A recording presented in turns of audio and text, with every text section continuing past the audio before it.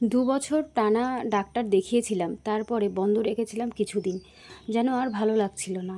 Second time যখন doctor দেখিয়েছিলাম একটা ডাক্তারবাবুকে, উনি আমার রিপোর্টপত্র দেখেছে, দেখার পর আমাকে বলল পিরিয়ডের 3 দিন থেকে উনি ইঞ্জেকশান দেবে, জানি না। এবার নাভির পাশে কিন্তু ওই ইঞ্জেকশানটা দিত 3 দিন থেকে 7 দিন, 3, 4, 5, 6 মানে 5 দিন আর কি পরপর ইঞ্জেকশান দিতে হতো। ওই 5 দিন তোমার ইঞ্জেকশান নেওয়ার পরে তোমার ফলিকুলার স্টাডি করে যেটা তোমার, সেটা হচ্ছে 13 দিন কি 14 দিনের মাথায়, তখন দেখবে ডিমের কোয়ালিটিটা কত বড় হয়েছে। সেই হিসাবে আবার ডিম ফাটানোর একটা ইঞ্জেকশান দিত। এই ট্রিটমেন্টটা আমি প্রায় 4 মাস 5 মাস মানে করেছি আর কি, 5 মাস। কি বলবো, যে ইঞ্জেকশানে এতটা ভয় পেতাম, সেই ইঞ্জেকশান আমি নাভির পাশে মানে 5টা দিন আমি ইঞ্জেকশানটা নিতাম। মানে আস্তে আস্তে যেন মানে ভয় কেটেই গেল আমার।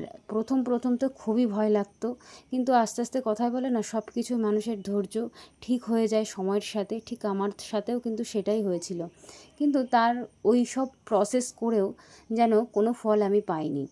যখন ডিমান্ডুর কোয়ালিটি মানে ফলিকুলার স্টাডি করে, তখন কিন্তু আমার ডিমের কোয়ালিটি যথেষ্ট ভালো। তারপরে তোমার ধরার যে জায়গাটা থাকে, এন্ডোমেট্রিয়াস থিকনেস যেটা থাকে, সেটাও কিন্তু ভালো ছিল। কিন্তু তা সত্ত্বেও কিন্তু আমার প্রেগন্যান্সি আসেনি। মানে কি বলবো, ওই স্যারকে যত মহিলারা ডাক্তার দেখিয়েছে, মানে আমার মতো প্রায় 3 মাস 4 মাসের মাথায় কিন্তু তাদের প্রেগন্যান্সি চলে এসছে।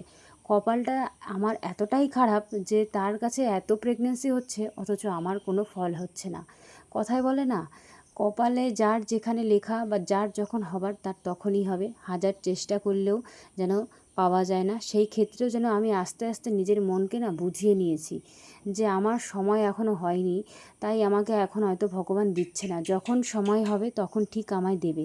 এইটুকু মনের মধ্যে গেঁথে নিয়েছি, জানো তো। আর এখন আর ওই চিন্তা করি না। যা প্রসেস আমি করিয়েছি আমার জীবনে, আমি সেগুলো ভুলতে পারবো না।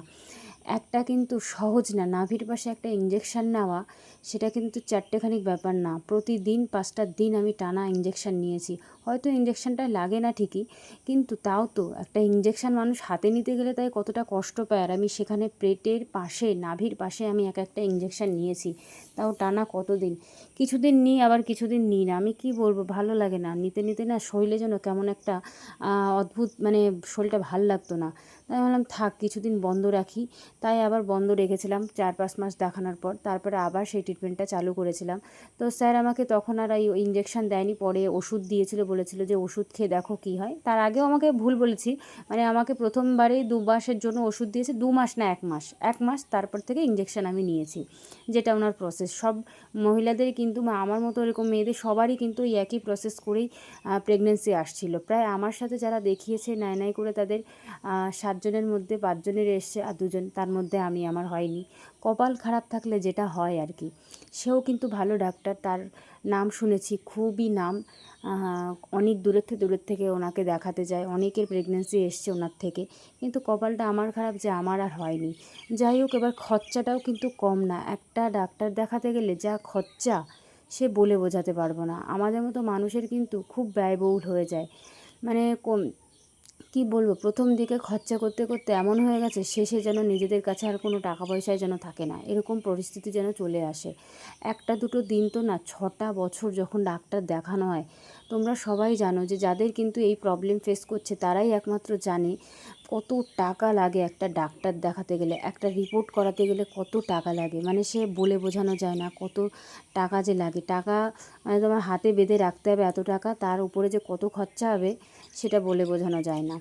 যাই হোক, টাকা যায় যাক, কিন্তু কাজটা হলে তো ভালো লাগে বলো। কোনো কাজই যখন হয় না, তখন না টাকার টেনশনও চলে আসে, কি করব, সামনে কি দেখাবো, স্বাভাবিক চলে আসে। মধ্যবিত্ত পরিবারের আমরা, আমাদের কি সামর্থ্য বলো অত মানে ভালো ডাক্তার একটা দেখাতে গেলে তার পিছনে যে কত খরচা, সেটা আমি বলে বোঝাতে পারবো না। তারপরে কিন্তু আমি আইওআইও করিয়েছিলাম একবার ওই ডাক্তার থেকে, সেটাও আমার সাকসেসফুল হয়নি, সেটাতেও অনেক টাকাই লেগেছিলো। কিন্তু আর সেকেন্ড টাইম আমি আর করিনি, ভেবেছিলাম যে থাক, পরে হয়তো করাবো। যাই হোক, কপালটা খারাপ, ওই ডাক্তারকে দেখানোর পর আমি কিন্তু আর দেখাইনি, কারণ আমার সামর্থ্য আর হচ্ছিল না ওনাকে দেখানো। কারণ অনেক টাকা লাগতো ওই ডাক্তার দেখাতে গেলে, এক একটা ইঞ্জেকশনের দাম অনেক, মানে বুঝতে পারবে না যে কত টাকা তোমার একটা মাসে চলে যাবে। যাই হোক, তাও চেষ্টা করেছিলাম যে আমার কি হয়। 5টা মাস দেখানোর পর কিছুদিন বন্ধ রেখে আবার 2-4 মাস দেখিয়েছিলাম, কিন্তু কোনো ফল পাইনি। তারপরে আমি কিন্তু আর কোনো ডাক্তার দেখাইনি। হয়নি, মানে ওনাকে আর দেখায়নি। কপালটা আমার খারাপ, কিন্তু ডাক্তারবাবুটা খুবই ভালো ছিল, মা ছাড়া কিন্তু কথা বলতো না, সেই স্যারটা এতটাই ভালো ছিল। যাই হোক, আমার কপালটাই খারাপ যে আমি সেখানে, আমারও প্রেগন্যান্সি আসেনি। কত ছোট ছোট বাচ্চা ওনার কোলে, যখন বাচ্চা হয় কত মানত করে, কত কিছু করে, দেখি এত ভালো লাগে, সে কী আর বলবো।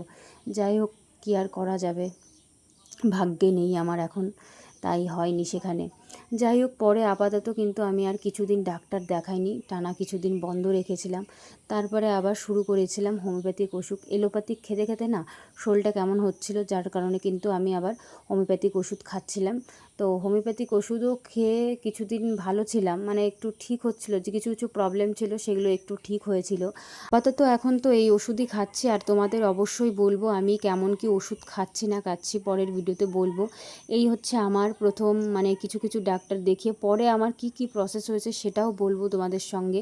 কারণ কি বলো তো, একভাবে না, মানে এত বড়, মানে এত কিছু হয়েছে আমার সাথে, সেটা তোমাদের বলে শেষ করতে পারবো না। যাই হোক, পরের একটা নেক্সট ভিডিওতে বলবো অবশ্যই।